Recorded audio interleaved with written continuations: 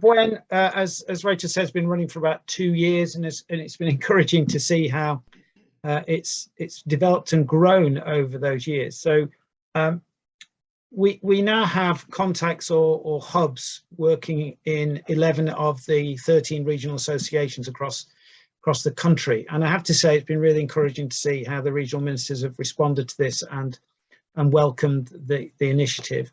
There's a couple of associations that we don't have anything formally set up, but we have had kind of introductory meetings there, and there are people who are interested in the environment in those meetings. I'm not going to mention any names at this point. Through the first year of BUEN, we were encouraging churches to engage with a couple of initiatives. Firstly, with Climate Sunday in the lead up to the COP26 meeting, which seems an age ago, but it's only about 9 months ago, isn't it, or 6 months ago. And the Climate Sunday was an initiative of churches together and in England and Ireland. And it was great to see churches signing up for that and holding Climate Sunday services.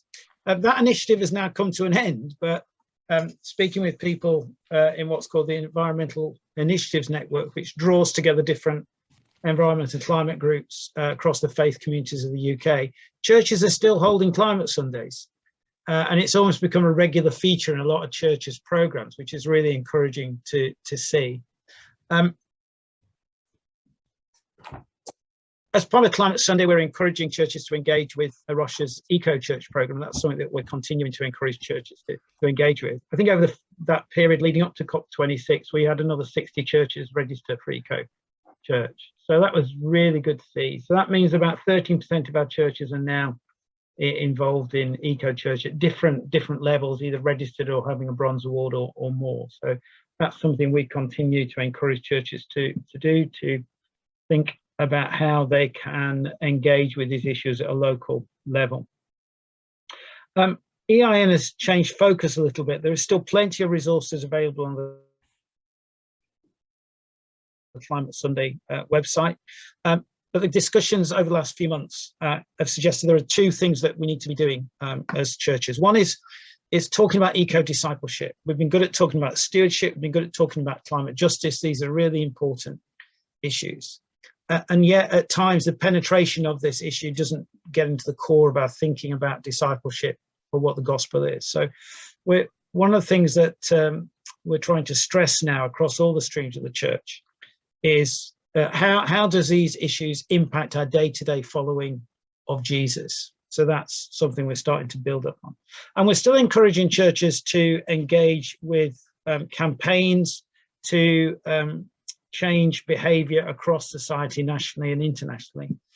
So one of the things that have just been launched nationally is by the JPIT organisation, which is a joint public issues team, combination of Methodist, ULC, Baptist and Church of Scotland. It's called Net Zero in My Neighbourhood. It's encouraging local churches to engage with their local councils, district and parish councils, to work together how they can reduce the carbon footprint of their neighbourhood. I know from personal experience, before I moved away from Croxley Green, where I was living until the end of April, I was part of a group that the local parish council brought together to talk about how we could reduce the carbon footprint practically of our community. So this may be an initiative which might be able to connect you in a missional way to things that are happening in your local area.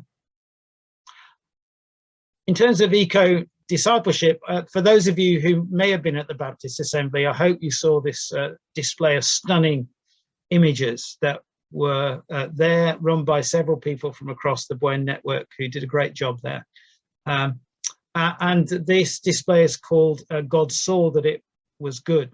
They're images around themes of coast and sky and life and trees. And connected to them on the BUEN webpage, on the BU, are links to YouTube videos with reflections on these images linked to issues around science of the environment and climate change and faith perspectives as well. The idea behind them is to try and help people see creation in a different way. And if we can help people see the value in creation of connecting with the Creator, then maybe there's some motivation there to care for creation, to take more notice of it, and to live in a different way.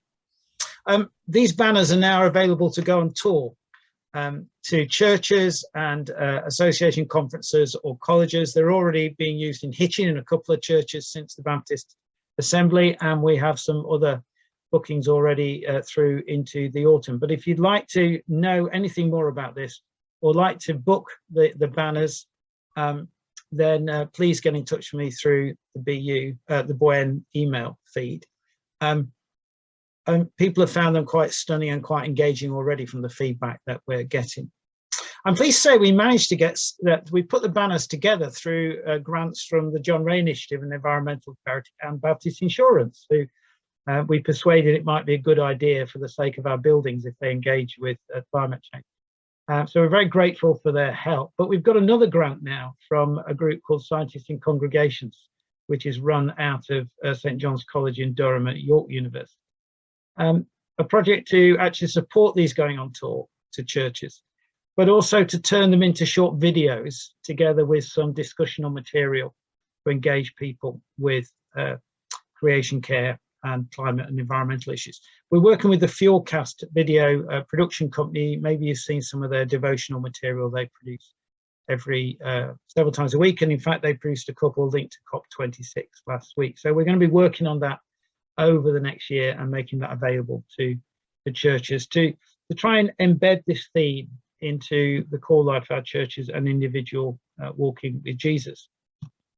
One of the events that they are going to be on display, and there's this wonderful event in Heber in October in celebrating God's creation, run by Heber and the Green team at Fernhill Heath Baptist Church, who have a long heritage, a small church, but a long heritage of working with the environment. It's going to be a good event with lots of different people contributing to that to encourage us in our discipleship. So if you're in that area or you want to travel, please come along to that event. More details will be going on the BUEN Facebook feed soon. Of course, after the summer, we come to the season of creation, which is in September into early October. It's normally when we have our harvest festivals. It struck me recently that we've lost our way a bit with harvest festivals. And perhaps we need to re-engage in our celebration of creation during this period. And maybe a good way of doing that is picking up on the BMS material this year called Good Land. It's not specifically focused on the environment, but it's about the struggle for life in Nepal. And Nepal is one of those countries that is beginning to suffer from climate change as the ice cap over the Himalayas melts more and more.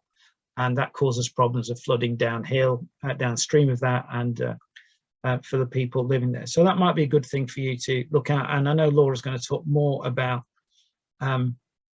the BMS resources and what BMS are doing a bit later on, Laura Lee Lovering, which was great.